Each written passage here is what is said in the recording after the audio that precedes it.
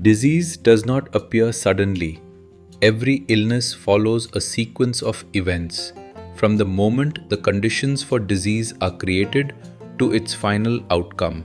Understanding this journey is one of the most fundamental concepts in epidemiology because it helps us know why diseases occur, how they progress, and most importantly, where we can intervene to prevent them. This complete journey is known as the natural history of disease. The natural history of disease describes how a disease evolves over time in the absence of treatment or preventive measures.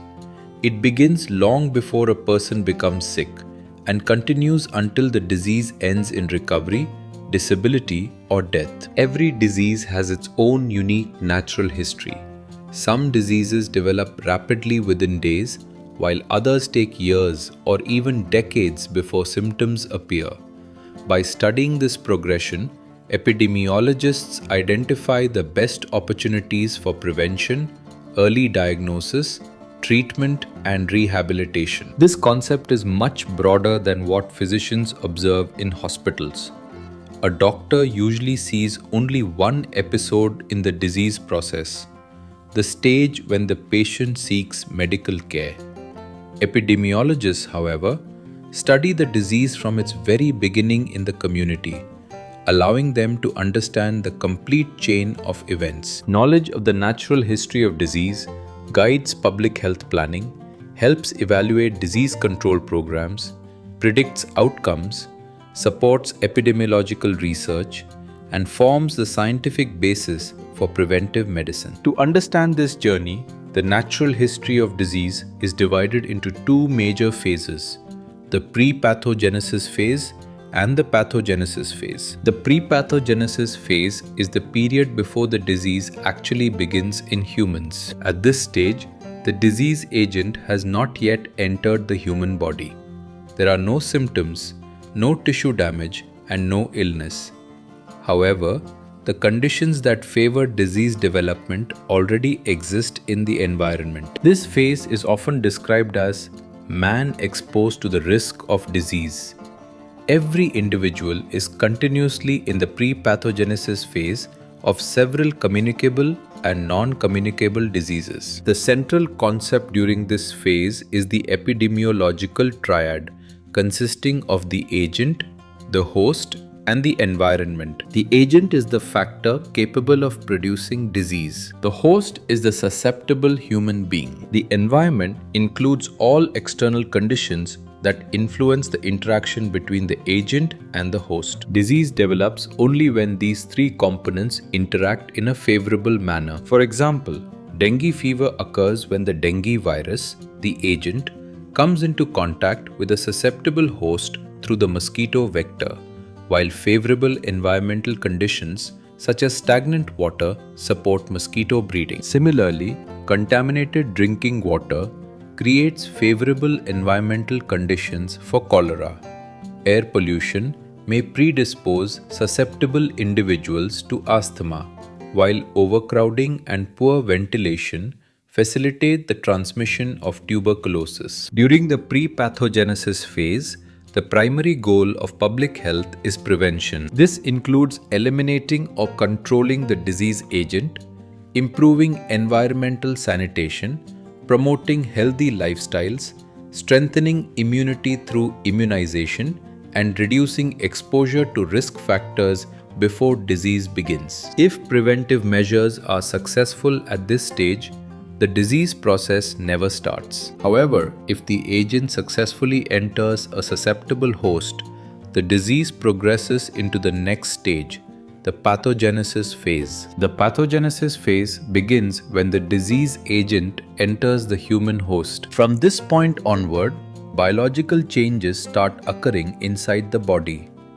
Depending on the disease, these changes may develop over hours, days, months, or even years. The earlier stage is often called the incubation period in infectious diseases or the latent period in many chronic diseases. Although the individual feels healthy, the disease agent multiplies and tissue changes begin silently. This is followed by the early pathogenesis or subclinical stage. At this point, pathological changes are already occurring, but they remain below the level of clinical detection. Eventually, the disease reaches what is called the clinical horizon, the point where signs and symptoms become apparent. This marks the beginning of the clinical stage. As the disease progresses further, complications may develop if appropriate treatment is not provided. Finally, the disease reaches one of three possible outcomes. The individual may recover completely and return to normal health. Recovery may occur with residual disability or permanent impairment, or in severe cases, the disease may ultimately result in death. The host's response during this phase is not always predictable. Some infections remain completely asymptomatic. Others produce mild illness, severe disease, or even a carrier state where the person harbors the organism without showing symptoms. In chronic diseases such as hypertension, diabetes, coronary artery disease, and cancer, the subclinical stage may last many years before symptoms appear. This prolonged silent phase provides valuable opportunities for screening and early diagnosis. Interventions during the pathogenesis phase include early detection, prompt diagnosis, appropriate treatment, immunization when applicable, chemotherapy, supportive care, rehabilitation, and long-term follow-up. These measures help reduce complications, prevent disability, and improve survival. To understand why diseases occur, we must examine the factors responsible for initiating disease.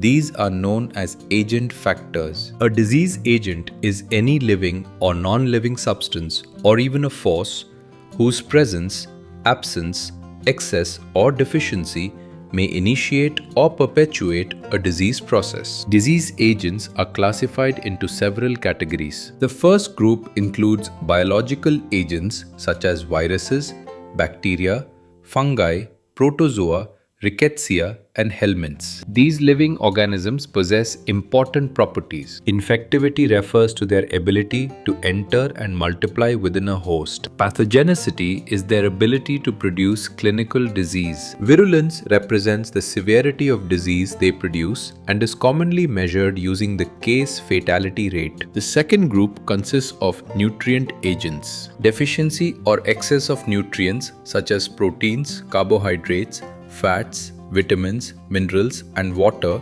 may lead to conditions like protein energy malnutrition, anemia, obesity, vitamin deficiencies, or goiter. The third category includes physical agents. Heat, cold, radiation, pressure, electricity, excessive noise, and humidity may all cause disease or injury. Next are chemical agents. These may originate inside the body, such as excessive urea or bilirubin, or come from outside sources like allergens, insecticides, industrial chemicals, metals, gases, and pollutants. The fifth group consists of mechanical agents. Physical forces such as chronic friction, trauma, crushing injuries, sprains, and dislocations can damage tissues and lead to disease. Another important category includes the absence, insufficiency, or excess of factors necessary for health. Examples include hormone deficiencies like insulin deficiency in diabetes, congenital structural defects, chromosomal abnormalities such as Down syndrome, and immune deficiencies. Finally, we have social agents. Modern epidemiology recognizes poverty, smoking, alcohol abuse, drug addiction, unhealthy lifestyles, social isolation, and maternal deprivation as powerful determinants of disease. Although disease agents initiate disease, they do not act alone. Whether a person becomes ill depends greatly on the characteristics of the host and the environment. Host factors refer to the intrinsic characteristics of an individual that influence susceptibility to disease. These include demographic factors such as age, sex, and ethnicity. Many diseases show characteristic age and sex distributions, because susceptibility varies across populations. Host factors also include biological characteristics such as genetic makeup, blood groups, biochemical markers, immune status, and the normal functioning of body organs. These biological differences explain why some individuals develop severe disease while others remain resistant. Another important category is socio-economic factors. Education, occupation, income, housing conditions, access to healthcare, and social support strongly influence health outcomes. Lifestyle and behavioral factors are equally important. Nutrition, physical activity, sleep, smoking, alcohol consumption, drug use, and personal habits all affect disease risk. The environment represents all external factors surrounding the individual. It can be divided into three major components. The physical environment includes air, water, soil, housing, climate, sanitation, radiation, noise, pollution, and geographical conditions. Changes in the physical environment have contributed greatly to improvements in public health.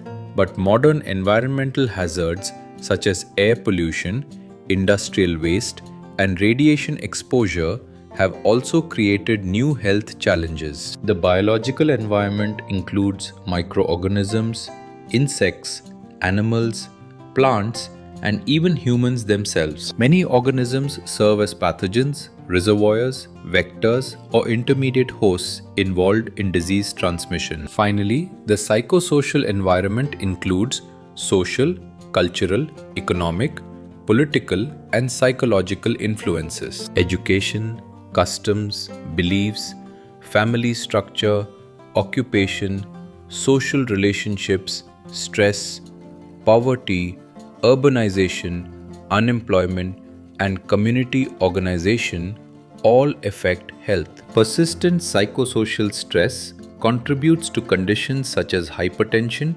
coronary artery disease, peptic ulcer disease, depression, anxiety disorders, and many lifestyle-related illnesses. In reality, health is determined not by a single factor, but by the continuous interaction between the host and the environment in the presence of a disease agent. Maintaining a stable balance among these components promotes health, while imbalance increases vulnerability to disease. The natural history of disease reminds us that illness is not a random event. It is a dynamic process that begins long before symptoms appear. By understanding every stage, from pre-pathogenesis through pathogenesis, and by recognizing the roles of the agent, host, and environment, we gain the knowledge needed to prevent disease before it starts, detect it early when it develops, treat it effectively, and reduce disability and death. Ultimately, the greatest strength of epidemiology lies not simply in treating disease, but in understanding its natural course so that prevention becomes possible. When we understand how diseases evolve, we are better equipped to protect individuals, improve community health, and build stronger public health systems for the future. If this helped you understand clearly, hit like, subscribe for more public health breakdowns, and drop a comment. Thanks for watching. I'll see you in the next one.